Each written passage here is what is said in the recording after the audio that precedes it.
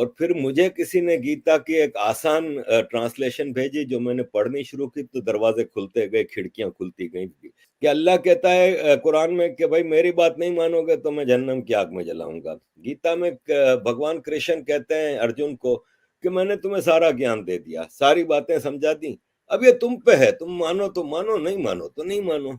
इसी तरह कुरान में है कि आप सिर्फ एक अल्लाह की इबादत करोगे, बाकी अगर किसी की इबादत करोगे तो आप जहन्नम में जाओगे।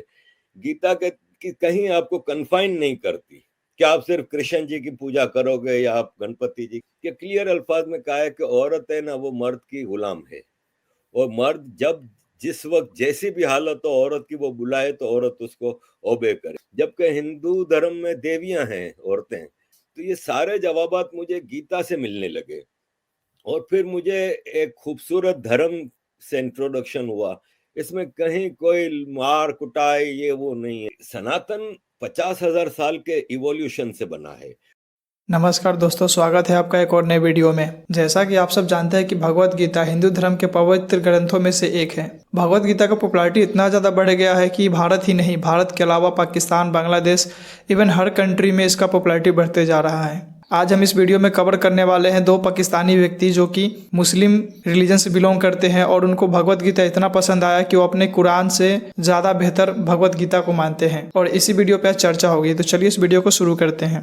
58 साल का हूँ, और अपनी जिंदगी के पहले 52-53 साल मैंने गुमराही में गुजारे।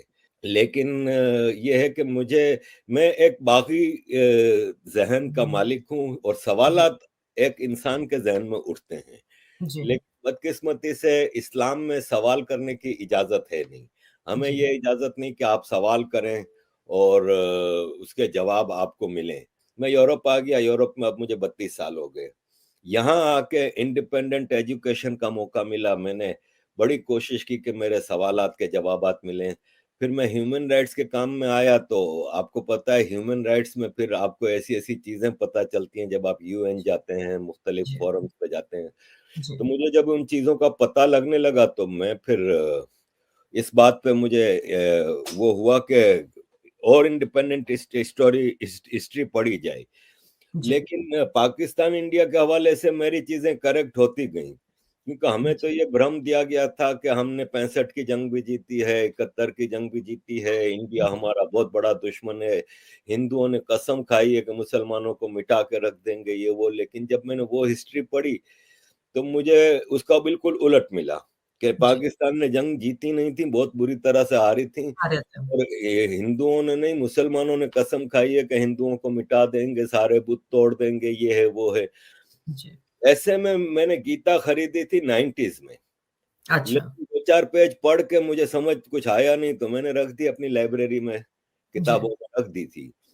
फिर मुझे जब मैं पाकिस्तान में के इश्यूज पूरे पाकिस्तान को उठाने लगा। पहले मैं मुहाजिरों के इशू ही उठाता था, मैं एमक्यूएम में था। तो जब पूरे पाकिस्तान के इश्यूज उठाने लगा और मेरी क्लोजनेस हुई भारतीय पीपल से, लोगों से, तो मुझे लोगों ने कुछ चीजों का जवाब देने शुरू किए।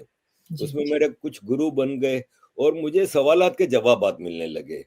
और फिर मुझे किसी ने गीता की एक आसान ट्रांसलेशन भेजी, जो मैंने पढ़नी शुरू की तो दरवाजे खुलते गए, खिड़कियां खुलती गई। और बेसिक सवाल ये था मेरे जहन में कि अल्लाह ने सबको पैदा किया है, और अल्लाह बहुत ही रहीम है, करीम है, बहुत ही काइंड है। तो फिर मैं ये सोचता था कि फिर एक काइंड है, वो कहता है कि जो कलमा नहीं पढ़ता उसको मैं जहन्नम की आग में जलाऊंगा। तो मैं सोचता था कि यार मेरे बच्चे हैं, अगर उसमें से एक बच्चा मेरी बात नहीं मानता तो क्या मैं उसको आग में जला सकता हूँ? तो जब मैं एक इंसान नहीं कर सकता तो वो रहीम व करीम कैसे ये कर सकता है? तो मुझे गीता में इसका जवाब ये मिला कि अल्लाह कहता है कुरान में कि भाई मेरी बात नहीं मानोगे तो मैं जहन्नम की आग में जलाऊंगा। गीता में भगवान कृष्ण कहते हैं अर्जुन को कि मैंने तुम्हें सारा ज्ञान दे दिया, सारी बातें समझा दी, अब ये तुम पे है, तुम मानो तो मानो, नहीं मानो तो नहीं मानो। इसी तरह कुरान में है कि आप सिर्फ एक अल्लाह की इबादत करोगे, बाकी अगर किसी की इबादत करोगे तो आप जहन्नम में जाओगे।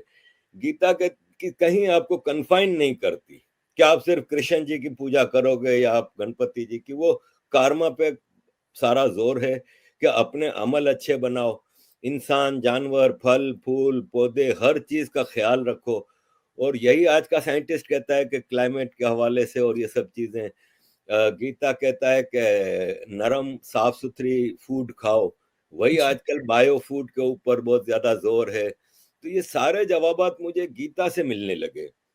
और फिर मुझे एक खूबसूरत धर्म से इंट्रोडक्शन हुआ, जिसमें सारे इंक्लूसिव फैसिलिटी फेस्टिवल्स हैं, कि जी, आप सारे फेस्टिवल्स, एक तो फेस्टिवल्स का धर्म है, इसमें कहीं कोई मार कुटाई ये वो नहीं है, नॉन वायोलेंस है टोटल।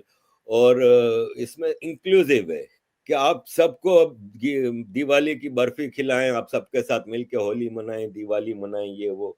मुसलमान कहता है नहीं, सिर्फ हमारे फेस्टिवल मनाओ, बाकी फेस्टिवल मनाना हराम है।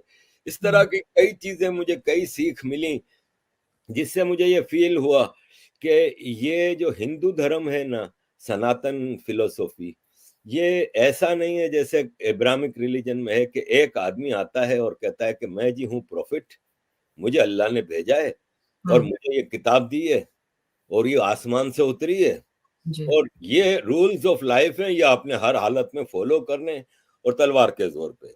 जबकि सनातन 50,000 साल के इवोल्यूशन से बना है और ये एक दिन में एक किताब में एक आदमी ने आके नहीं दिया है। इसमें वेद आए, पुराने आए, गीता, रामायण, इसमें मुख्तलिफ दौर में मुख्तलिफ सीख दी गई और एक बेसिक आइडियोलॉजिकल फैद डेवलप हुआ, जी, जिसमें कहीं भेदभाव नहीं है। ठीक है, बाद में कोई कहता है कास्ट सिस्टम आया, ये वो, ये सब पॉलिटिकल है। और ये जी, जब इन्वेडर्स का जमाना था, इसमें इन चीजों को ज्यादा एक्सप्लॉइट किया गया ताकि मालाइन किया जाए हिंदुइज्म को। और अब्राहमिक रिलीजन जिन्होंने यहाँ पे इन्वेजन किए थे, वो अपने आप को यहाँ पे फेमस कर सकें या एडजस्ट कर सकें या ऑक्यूपाई कर सकें। तो बाकी अदरवाइज मैंने देखा है कि जैसे औरतों के हवाले से सबसे ज्यादा मुझे मुश्किल ये आती है कि जी, देखिए, दुनिया की 50% पॉपुलेशन है ना, वो औरतें हैं, जी, लेडीज हैं, फीमेल हैं, महिलाएं हैं। और इस्लाम में क्लियर अल्फाज में, आज सुबह ही मैंने वीडियो लगाई है कि क्लियर अल्फाज में कहा है कि औरत है ना, वो मर्द की गुलाम है। और मर्द जब जिस वक्त जैसी भी हालत हो औरत की, वो बुलाए तो औरत उसको ओबे करे। और हुँ, एक तरफ कहा जाता है कि इस्लाम ने औरत को इतना बड़ा दर्जा दिया कि इसके पांव के नीचे जन्नत रख दी। लेकिन वही माँ अपने शोहर से के हाथों पिटती रहती है, वही माँ अपने बेटे की इजाजत के बगैर घर से बाहर कदम नहीं रख सकती। विरासत में आधा हिस्सा, गवाही आधी। प्रॉफिट मोहम्मद कहते हैं कि मैं जब घोड़े पे बैठ के उड़ के आसमान जा रहा था अल्लाह से मिलने के लिए, तो मुझे जहन्नम दिखाई गई, तो वहाँ मैंने भी और देखा जहन्नम औरतों से भरी हुई है। जी, एक औरत ने सवाल किया कि या रसूल अल्लाह, ऐसा क्यों था? तो बोले इसलिए कि वो अपने शौहर की बात नहीं मानती, यानी गुलामी करो तो तुम लोग हुँ, तो 50% पॉपुलेशन के राइट्स तो वैसे ही खत्म हो गए। जबकि हिंदू धर्म में देवियां हैं औरतें, मुसलमानों में कोई देवी नहीं है, लेकिन हिंदू धर्म में देवियां हैं। कहीं हमने हिस्ट्री में ऐसा नहीं देखा कि भेदभाव हो कि औरत की आधी विरासत है या आधा हिस्सा है या ये वो। तो ये जी। सारी चीजें थी जिससे मुझे महसूस हुआ कि the right path is to follow Gita, no other book. जी, बहुत अच्छी बात है। मुझे तो बहुत खुशी होती है आपने इतना अच्छा मतलब गीता को समझना मैं भी बहुत लेट समझी लेकिन समझे तो पता चला कि क्या था अब्राहमिक रिलिजन और क्या है ये। इसके भेद ही हमें पता चल जाते हैं। दोस्तों आज के समय में सनातन धर्म का